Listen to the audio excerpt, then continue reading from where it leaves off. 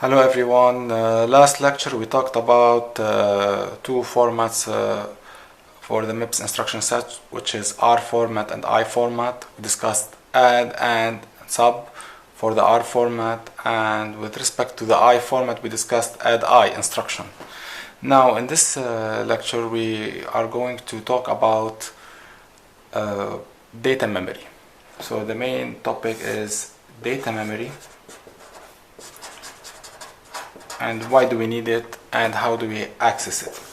So as we said, we had previously two different memory. We had, so let's say types of memories. We have the program memory and we had the register file. So in the program memory we have our instructions, and the register files we have our variables. So now the main issue with the register file is that, as we said, the address bus is 5 bits, and that means 32 locations. As we can draw a simple register file, we have 3 inputs and these are 5 bits, so this gives us 32 registers. Now the issue is, what if I need more than 32 variables? Well, the only case that I can use more than 32 variables, given that we don't really have 32 variables in the register file available for us, we have just some of them. We took the $S and the $T. Some others are reserved, like the $0, which we cannot use only as for reading operation. So for the register file, 32 registers are enough. But what if we have arrays? So the main issue here is with arrays. So let's say I have an array of 100 elements. So let's say I have int a of 100. So where can I save all of these variables? So the only place we have is to have a data memory. And the way the data memory is organized is very important to understand how can we access arrays and do arrays. So if I was to draw a small, this is the program memory, small architecture of the processor. So we have the instruction, we have the register file, we have the ALU, and now we have the data memory. And we see the register file is the only place that we can communicate with ALU. So the register file is our variables and where we're gonna get all of our information. The ALU talks to the register file through the input buses. So now, what about the data memory? So the data memory is like this. This is the data memory. Of course, it is 32 bits wide and has an address bus of 32 bits, and we have output data of 32 bits. Of course, we have data in. This is 32 bits as well. So this is the address. Okay, so this is data memory. We have 32 bits for the address. So this means number of locations is actually 2 power 32 minus 1 location. So this is true if we're counting 0, 1, 2, 3, 4. But as we see, this is not entirely true, because we need to determine what type of addressing before answering this question. So I'm gonna leave this pending like this and put a question mark. So is it 2 power 32 minus 1 or is it less? So here I want to discuss a new topic, or a topic that you might have seen before, which is word addressing and byte addressing. So in MIPS, a word is 32 bits. So and of course everybody knows that a byte is 8 bits. Okay, so we have two types of addressing. We have word addressing. This means we count words, and we have byte addressing, which means we count bytes. So let's draw the data memory again. This is the data memory.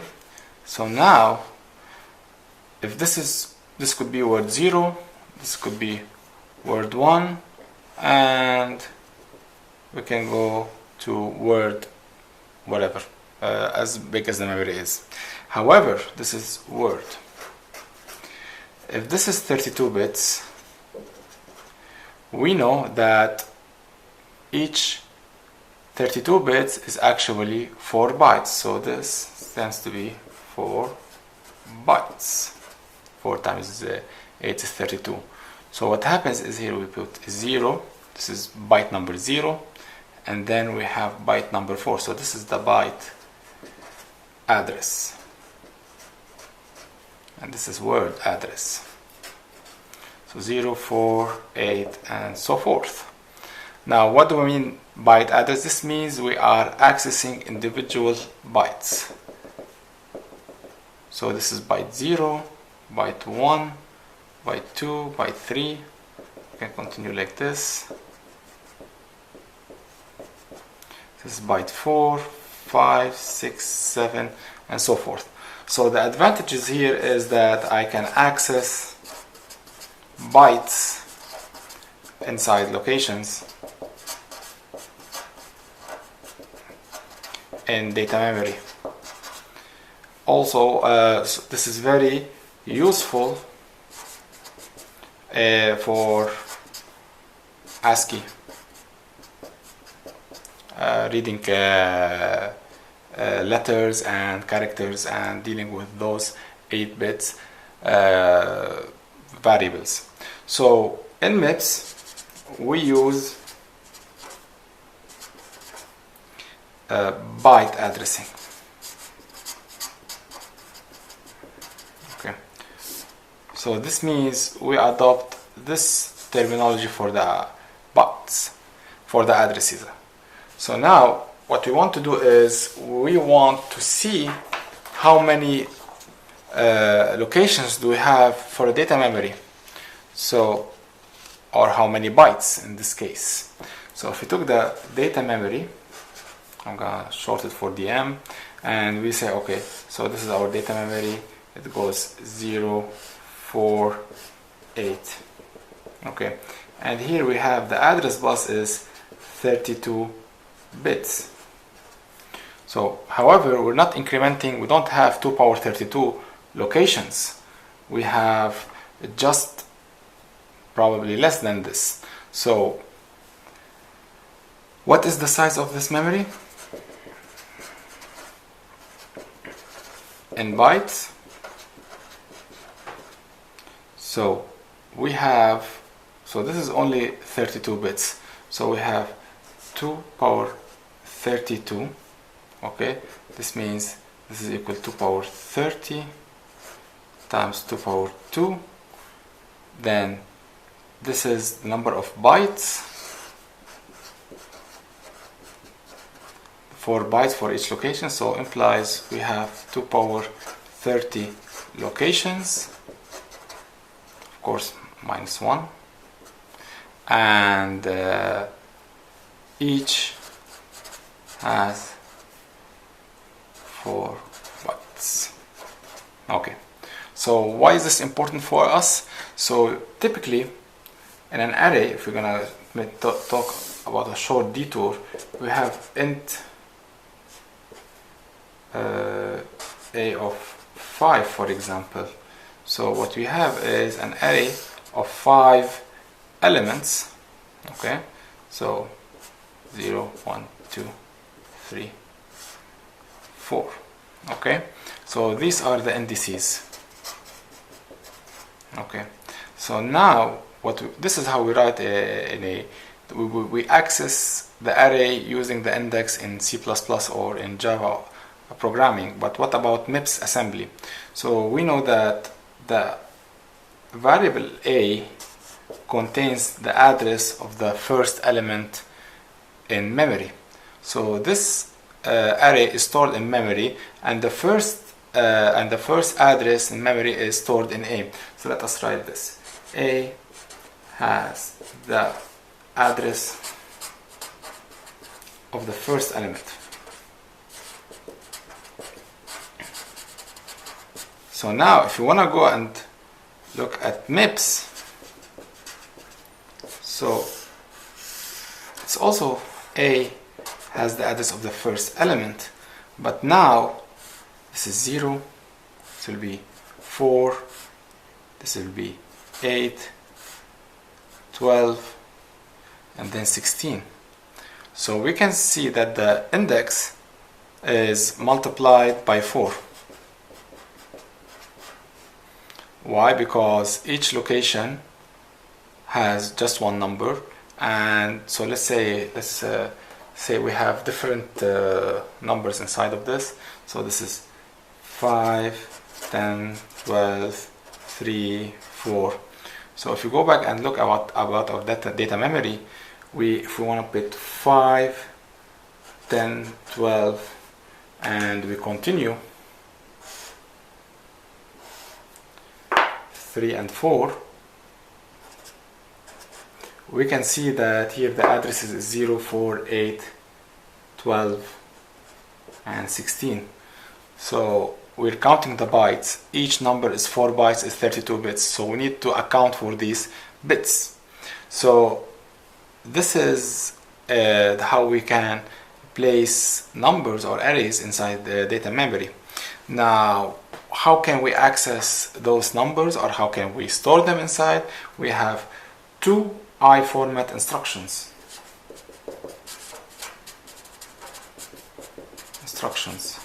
We have LW and SW, and this is load word and store word. So of course load word loads a word from data memory, and store word stores a word in data memory. Of course there are load byte and store byte, but we're not going to go into those right now. So now we're going to go and see how these two instructions work and give an example about them both. So if we take a look at load word is an I format instruction, and what it does is it takes RT, since we don't have RD in I format, and it has an immediate. Of course this is a 16-bit immediate, and $RS. So inside the parentheses, what we have is the address of the array or the data memory.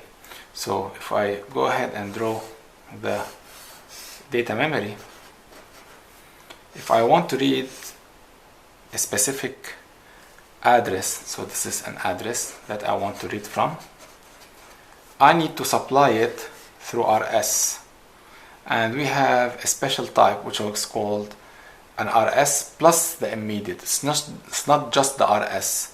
So if we take a look, actually we can place in the register file at RT something we read from the data memory, which is I'm gonna go memory of immediate, which is a 16-bit immediate, plus RS, register file of RS. This will come, the immediate has a very nice application to arrays, and we're going to see them later. So now the address is pointed by here. Let's take an example. So let's say we have 0x100, and the location here is 0x000. This is 32 bits. ABC0. Of course, this address, starting address, should be always a multiple of 4. So let's write an instruction that reads this location and place it in T0. So what we do is, first I need to set up this address in the register file. So first I'm going to use add I $T1 $0 and 0xabc0. Of course, here I need to take care that this is not taking more than 16 bits. Now what I do is I want to load the value from here. So I just say load $T0 0 what $T1. So the address, this is the address of the memory location. Let's say I want to, let's say I want to change this. So I want to place something else in it. So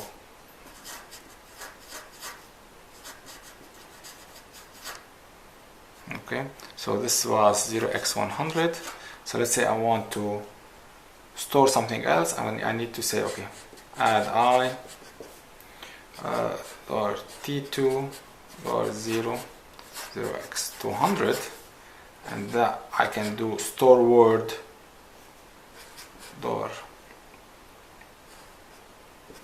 T2 0 T1. So what happens now is that T1, this 100 will go away and 0x200 will be placed. Of course, I omitted here the zeros. This should be 0x1234 0100, and this should be 0x1234 200. Okay, 5 then. So this is because we have 32 bits. This is 32 bits. So as we can see, the difference between LW and SW. So SW what it has is, it has the same format as LW or RT immediate or RS. However, what SW does is it places in the memory of immediate plus register file of RS. I'm gonna place in it what's found in the register file of RT. So if you look at the differences here, in the case of the LW, I'm reading values from the memory into the register file, whereas in the case of SW, actually supplying the memory with values from the register file. So there is a big difference between loading, reading from the memory, and storing, saving in the memory. Now, if I want to give a small example about this, we're gonna work a small C code. So let's say I have so A of 4 is equal B of 3 plus, let's say, y. Okay, so let's say this is 0x a b c 0, this is 0x 0050. So these are of course all 32-bit addresses, but I'm omitting the zeros, and this is just $T0. So now I need to convert this to MIPS, this code to a MIPS code. So what I do is, first I need to set up the addresses.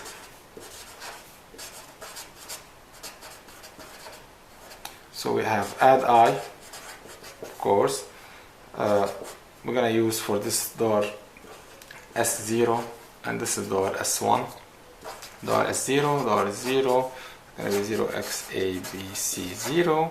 We're gonna use again S1 for the second register, and we're gonna have 0x0050, and we're gonna save in T0. We don't know what's in it, and we don't care actually, and also we don't care about what's inside of these registers.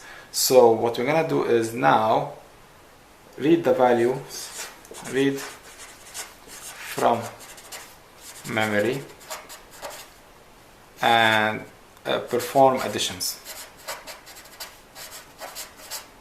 Okay, so what we do is first we load. We don't want to read, we're going to do this. We're going to read this value, load. Alright, we're going to place it in a temporary register, T1. So this is where we're going to place it. So we know that the base address is door S0. Now we see here 3, but 3 is the C index. So we need to multiply it by 4 as we saw before. So this is going to be 12. Okay, now the value read from B of 3 is found in T1, and then we're gonna add door T2, door T1, door T0. So this is B of 3, this is B of 3 plus Y. Now 3 we're gonna save.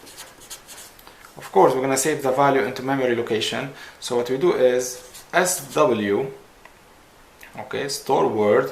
What do we want to store? We're going to store this amount, which is door T2, comma, and here the index is 4. We multiplied by 4 again to account for the number of bytes. So it's going to be 16. Now we're going to use the second address, and this is our program. These. So I'm gonna just circle these, setting up the addresses, doing the operation, and then saving it. So if we're gonna look at what's inside the memory, so this is the register file. It was empty at the beginning, we don't have anything. Data memory. So assume this is the value of A, B, C0. We have, of course, somewhere up we have 0x0050, and there is a place between them. So we need to write inside those locations. Of course, we're not first we set up the addresses in the register file before actually reading from the data memory. At the end of the day, the value will be in the register file and in the data memory. So this is the lecture for today for load word and store word. Next lecture we're going to talk about branch if equal.